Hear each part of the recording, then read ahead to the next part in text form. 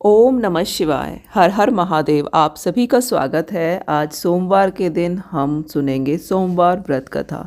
तो चलिए कथा का श्रवण करते हैं। एक साहूकार बहुत धनवान था। उसको धन आदि की कोई भी कमी नहीं थी, परंतु उसके पुत्र न होने के कारण वह अत्यंत दुखी रहता था। वह इसी चिंता में दिन रात रहता था और इसलिए वह पुत्र की कामना के लिए प्रति सोमवार को शिवजी का व्रत और पूजन किया करता था। शाम काल को शिवजी के मंदिर में जाकर दीपक जलाया करता था।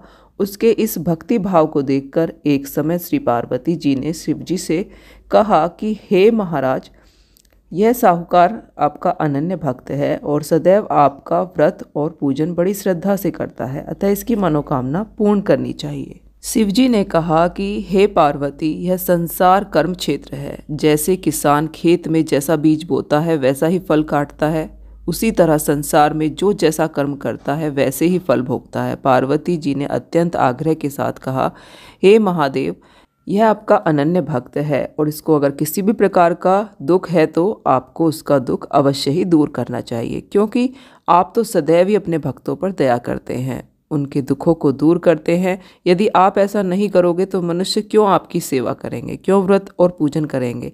पार्वती जी का ऐसा आग्रह देख शिवजी महाराज प्रसन्न होकर कहने लगे, हे पार्वती, इसके कोई पुत्र नहीं है, इसी पुत्र चिंता से यह बहुत दुखी रहता है। इसके भाग्य में पुत्र ना होने पर भी मैं इसको पुत्र प्राप्ति का वर देता हूँ, परंतु वह पुत्र केवल 12 वर्ष तक ही जीवित रहेगा। इसके पश्चात वह मृत्यु को प्राप्त होगा। इससे अधिक मैं इसके लिए कुछ नहीं कर सकता। यह सब बात साहूकार सुन रहा था। इससे उसको कुछ ना ही तो प्रसन्नता हुई और ना ही दुख हुआ। वह पूर्णतः वैसे ही शिवजी महाराज का सोमवार का व्रत और पूजन करता रहा।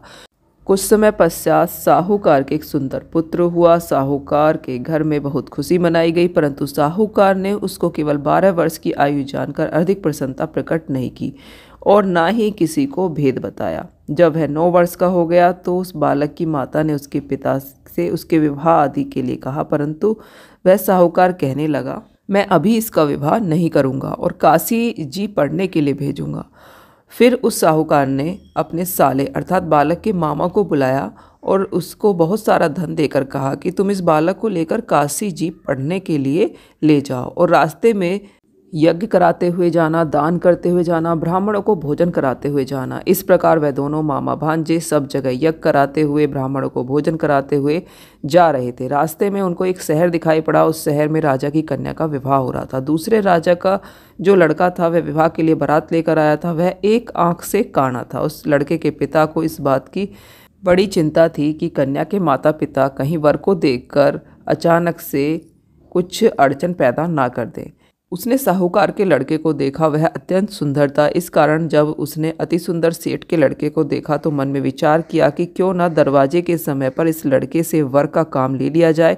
ऐसा विचार कर राजा ने लड़के और उसके मामा से कहा तो वह राजी हो गए और साहूकार के लड़के का स्नान आदि कराकर, वर के कपड़े पहनाकर, घोड़ी पर चढ़ाकर दरवाजे पर ले गए और बड़ी शांति से सब कार्य हो गया। अब वर के पिता ने सोचा कि यदि विवाह कार्य भी इसी लड़के से करा दिया जाए तो क्या बुराई है। ऐसा विचार करके उसके मामा ने कहा कि यदि आप फेरों और कन्यादान का काम भी करा दें तो आपकी बड़ी ही कृपा होगी और हम इसके बदले आपको बहुत सारा धन देंगे। उन्होंने स्वीकार कर लिया और विवाह का कार्य बहुत ही अच्छी तरह से संपन्न हो गया।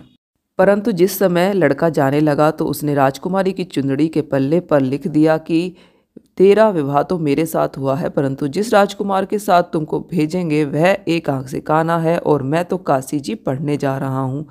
उस राजकुमारी ने जब अपनी चुंदड़ी पर ऐसा लिखा हुआ पाया तो उसने राजकुमार के साथ जाने से इनकार कर दिया और कहा कि यह मेरा पति नहीं है, मेरा विवाह इसके साथ नहीं हुआ, वह तो काशी जी पढ़ने गया है। कुमारी के माता पिता ने अपनी कन्या को विदा नहीं किया और बारात वापस चली गई। उधर सेठ का लड़का और उसका मामा काशी जी पहुँच गए। वहाँ जाकर उन्होंने यज्ञ करना और लड़के को पढ़ाना शुरू कर दिया। लड़के की आयु 12 वर्ष की हो गई। उन्होंने यज्ञ की तैयारी कर रखी थी। तभी लड़के ने अपने मामा से कहा, मामा जी, आज मेरी तबीयत कुछ ठीक नहीं है। मामा ने कहा कि अंदर जाकर सो जाओ। लड़का अंदर जाकर सो गया। थोड़ी देर में उसके प्राण निकल गए। जब उसके मामा ने आकर देखा तो वह मुर्दा पड़ा था तो उसको बड़ा ही दुख हुआ। उसने सोचा कि यदि मैं अभी रोना पीटना शुरू कर दूंगा तो यज्ञ का कार्य अधूरा रह जाएगा। अतः उसने जल्दी से यज्ञ का कार्य समाप्त कर ब्राह्मणों के घर जाने के पश्चात रोना पीटना आरंभ कर दिया। संयोगवश उसी समय शिवजी महाराज और पार्वती जी उधर से जा रहे थे। जब उन्होंने जोर जोर से रोने पीटने की आवाज़ सुनी तो पार्वती जी शिवजी को आग्रह करके उसके पास ले गई और सुंदर लड़के को मरा हुआ देखकर कहने लगी, हे महाराज, यह तो उसी सेठ का लड़का है जो आपके वरदान से पैदा हुआ था। शिवजी ने कहा, पार्वती जी, इसकी आयु इतनी ही थी, सो भोग चुका। पार्वती जी ने कहा कि हे महाराज, कृपा करके इस बालक को और आयु दो, नहीं तो इसके माता पिता तड़प तड़प कर मर जाएंगे। पार्वती जी के इस प्रकार बार बार आग्रह करने पर शिवजी ने उसको वरदान दिया और शिवजी महाराज की कृपा से लड़का जीवित हो गया। शिवजी पार्वती कैलाश चले गए। तब वह लड़का और उसका मामा उसी प्रकार यज्ञ कराते हुए अपने घर की तरफ चल पड़े। रास्ते में उसी शहर में आए जहाँ पर उस लड़के का विवाह हुआ था। वहाँ पर भी उन्होंने यज्ञ प्रारंभ कर दिया तो उस लड़के के ससुर ने उसको पहचान लिया और अपने महल में ले जाकर उसकी बड़ी खातिर की। साथ ही बहुत सारा धन और दासियों सहित बड़े आदर से सत्कार के साथ अपनी बेटी को जमाई के साथ विदा किया। जब वह अपने शहर के निकट आए तो मामा ने कहा कि पहले मैं तुम्हारे घर जाकर खबर कर देता हूँ।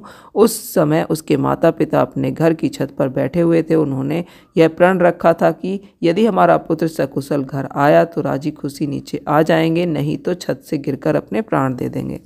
इतने में ही लड़के के मामा ने आकर यह सारा समाचार दिया कि आपका पुत्र आ गया है, परंतु उसको विश्वास न आया। जब उसके मामा ने शपथ पूर्वक कहा कि आपका पुत्र अपनी स्त्री के साथ बहुत सारा धन लेकर आया है तो सेठ बड़े ही आनंद के साथ उसका स्वागत करने के लिए आ गया।